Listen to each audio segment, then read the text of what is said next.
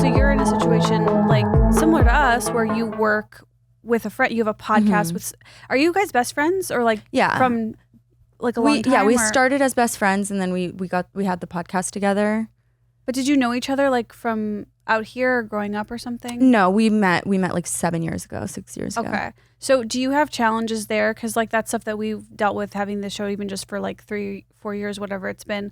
Do you deal with like how do you guys deal with that? Because it can be hard. Yeah. Friendship work it is very requires hard. a lot. That's a lot of what I see too. Because I'm very emotional and I'm reactive. And I react to things like small things in very, very big ways. So I feel like we've struggled with that a lot because she's not reactive in that way. Like she handles situations very differently. So we've had a lot of like butting heads in like work, but I feel like our friendship is still pretty strong. But it is hard to work with your friends.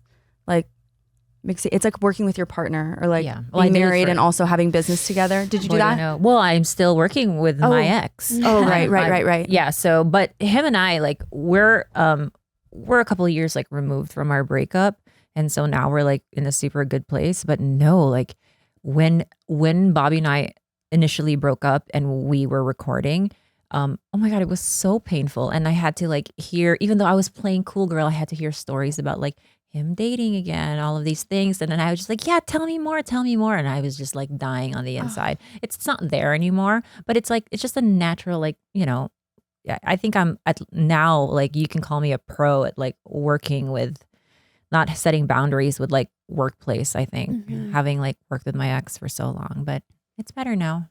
Do you have to implement any sort of like distance or rules or boundaries? What are you trying to say, Esther? Are we breaking up? No, never. We're good. We just FaceTimed at midnight last night. I know. Thanks for calling back. I did call you back. I was like, she's not going to answer. And then you called back. I always like what she has to say on her late night phase. It's always like one thing. It's like one thing. I loved when you did this. Okay, bye.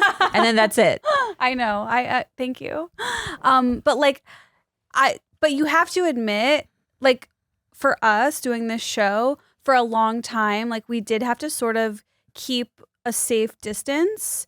Like, I'm curious and also my other podcast, like, I've had to do that too. I'm just curious, do you ever feel like you have to have a distance at all to make the work relationship be safer or no? Yeah. Yes.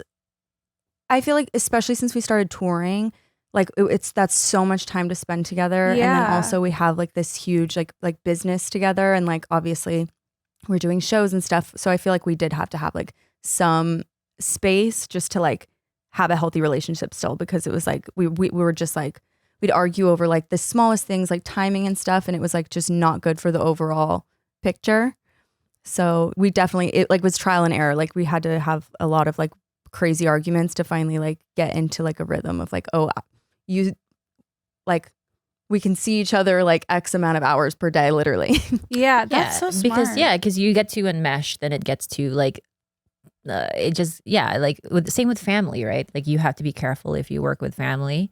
But with you and I, we've been doing this for what, like 4 years? Yeah. It wasn't until this year that I was like, okay, like let's be friends.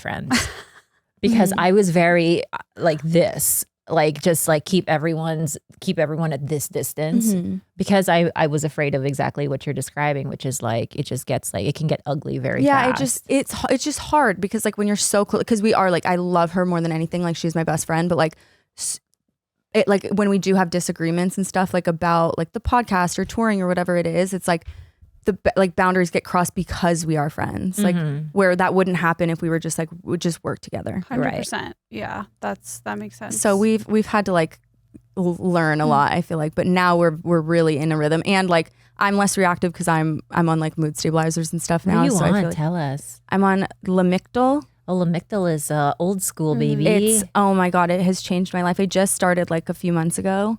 And then we started touring again, and it was like the difference between the two tours were like so crazy. It just like, and then I realized like I was probably the problem. But see how cool that is. You're like, your diagnosis, you're on meds, like you seem like someone who really takes responsibility and ownership. Well, thank you. I feel like I just got, like I almost had to, because I was spiraling out so bad that I was so miserable. I was like, please help somebody.